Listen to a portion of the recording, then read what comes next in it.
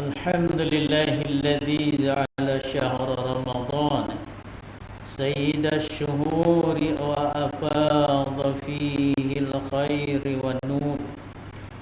أشهد أن لا إله إلا الله وحده لا شريك له، وأشهد أن محمدا عبده ورسوله. اللهم صل وسلم على نبينا محمد وعلى آله وصحبه ومن دعا بدعوته إلى يوم الدين. أما بعد فيا عباد الله اتقوا الله، أوصيكم ونفسي بتقوى الله وطاعته لعلكم تفلحون. أعوذ بالله من الشيطان الرجيم.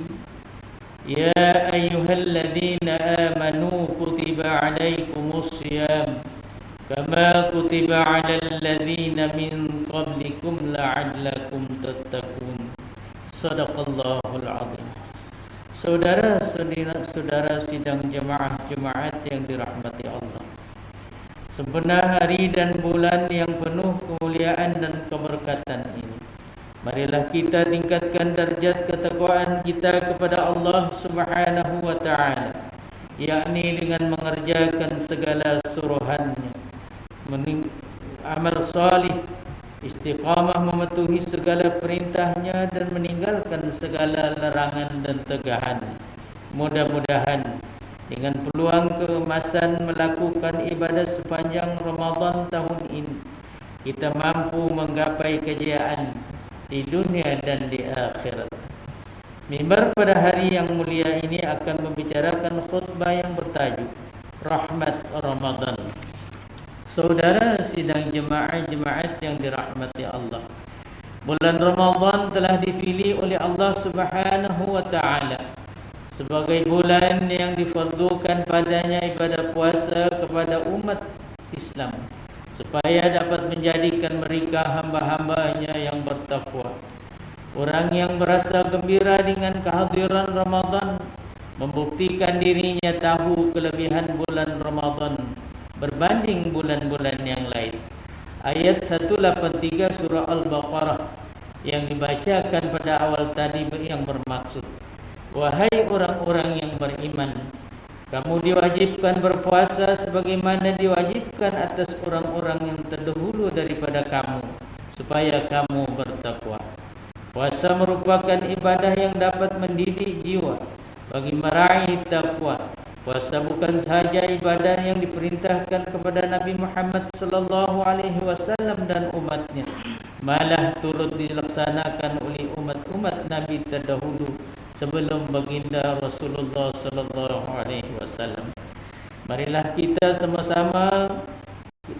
sama-sama kita menggunakan kesempatan pada bulan barakah ini untuk memburu rahmat Allah Subhanahu wa taala melalui ibadah puasa yang sempurna, semata-mata kerana Allah Subhanahu wa taala, demi mencapai derajat puasa yang tertinggi. Ambillah peluang di bulan yang mulia ini untuk melaksanakan salat fardu secara berjamaah di masjid, surau, dan di mana sahaja, serta disusuli dengan salat sunat rawatib. Berniat i'tikaflah ketika berada di masjid, kerana ianya sangat dituntut untuk dilakukan di bulan Ramadan. Namun janganlah abaikan tanggungjawab untuk mematuhi setiap peraturan dan SOP yang telah ditetapkan oleh pihak berkuasa untuk mengelakkan berlakunya penularan wabak COVID-19 di rumah ibadah. Di samping ibadat di siang hari di bulan Ramadan, marilah kita beristiqamah melakukan qiyam Ramadan, yakni dengan ibadat yang disunatkan, yaitu salat sunat tarawih. Imarahkanlah masjid dan surau dengan sama-sama menunaikan salat isya dan salat sunat tarawih secara berjamaah. Hadis yang diriwayatkan oleh Imam At-Tirmizi daripada Abu Zar radhiyallahu anhu, Rasulullah sallallahu alaihi wasallam bersabda, innahu man qama ma'al imami hatta yansarifa kutiba lahu qiyamul lailah, yang bermaksud sesungguhnya sesiapa yang salat qiyam bersama imam sehingga selesai, maka Allah telah memberikannya ganjaran qiyam sepanjang malam. Di kesempatan di bulan Ramadan ini juga, marilah kita melakukan ibadah-ibadah yang disukai oleh Rasulullah sallallahu alaihi wasallam. Antaranya ialah menzalimi membaca Al-Quran. Rasulullah sallallahu alaihi wasallam mengulangi bacaan Al-Quran bersama Jibril alaihissalam sekali pada setiap tahun. Dan ketika tahun kewafatannya, Baginda sallallahu alaihi wasallam mengulanginya bersama Jibril sebanyak 2 kali. Lihatlah para alim ulama dan salafus salih, apabila tibanya bulan Ramadan, mereka seperti mana mereka mengagungkan Al-Quran dengan membaca serta menghatamkannya, seperti mana Imam Asy-Syafi'i rahimahullah yang menghatamkan Al-Quran sebanyak 60 kali pada bulan Ramadan di luar bacaan salat. Setiap masa yang terluang di bulan Ramadan seharusnya kita isi dengan membaca Al-Quran. Malah lebih baik kita bertadarus bersama ahli keluarga maupun sahabat handai yang baik bacaannya. Tiada alasan untuk tidak membaca Al-Quran, kerana di zaman ini terdapat berbagai aplikasi Al-Quran dalam telefon pintar. Ketahuilah bahawa biarpun kita tidak lancar untuk membacanya atau kurang mahir, namun Allah Subhanahu wa taala akan memberikan ganjaran pahala kerana kesungguhan kita untuk membaca kitab suci ini. Sesungguhnya Rasulullah sallallahu alaihi wasallam juga banyak melakukan amalan bersedekah dan memberi makan berbuka puasa di bulan Ramadan. Ini menunjukkan bahawa bersedekah pada bulan ini mempunyai kelebihannya yang tersendiri. Imam Al-Bukhari meriwayatkan hadis daripada Ibnu Abbas radhiyallahu anhuma bahawa beliau berkata, kana Rasulullah sallallahu alaihi wasallam ajwadan nas wa kana ajwadu ma yakuna fi Ramadan hina yalqahu Jibril. Bermaksud, apabila Nabi sallallahu alaihi wasallam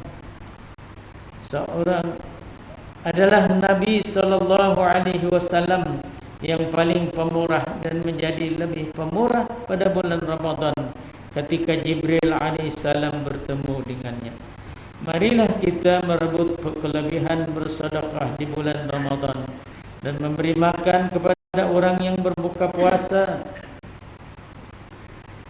Tentunya ada dalam kalangan keluarga maupun jiran tetangga yang menghadapi kesulitan hidup. Justru inilah saat terbaik untuk kita meningkatkan amalan bersedekah sepenuh keikhlasan, mengharapkan rahmat dan keridhaan Allah semata-mata. Marilah kita mengambil keberkatan Ramadan untuk menguatkan rasa cinta dan kasih sayang sesama insan. Sampaikan nilai kasih sayang di dalam keluarga, terutamanya kepada kedua ibu bapa. Sentiasalah berhubung dengan mereka, penuhi hajat dan keperluan mereka sebaik-baiknya, lebih-lebih lagi pada bulan yang mulia ini. Jika ada sengketa dan perbelahan dalam kalangan kita, segeralah bermaaf-maafan dan memohon keampunan daripada Allah Subhanahu wa taala.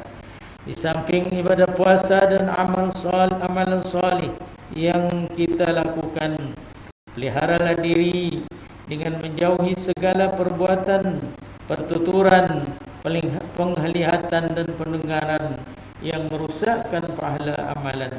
Alangkah ruginya jika keberkatan Ramadan dicebari dengan umpatan, celaan dan fitnah. Jagalah adab sebagai seorang muslim, terutamanya di media sosial seperti Facebook, WhatsApp, Twitter, Instagram dan sebagainya. Bulan rahmat ini sewajarnya dipenuhi dengan segala amalan kebaikan dan kebajikan yang mengundang pahala yang berganda-ganda.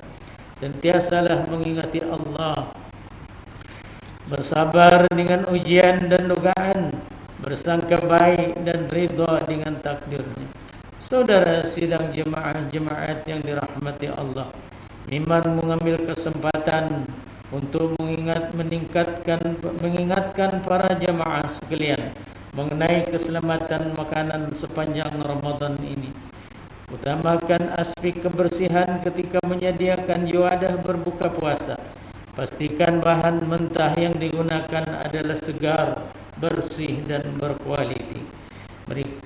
Bagi mereka yang berkunjung ke bazar Ramadan, ketahuilah SOP yang telah ditetapkan oleh pihak berkuasa.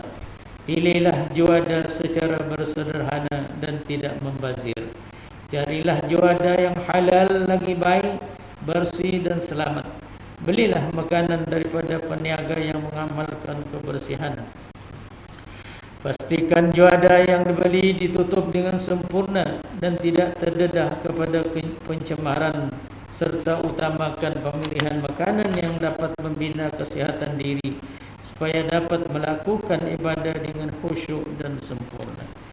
Mengakhiri khutbah pada hari yang mulia ini, marilah kita menjayakan ihya Ramadan dan menjadikan bulan ini sebagai medan tarbiyah, membina kekuatan rohani dan jasmani.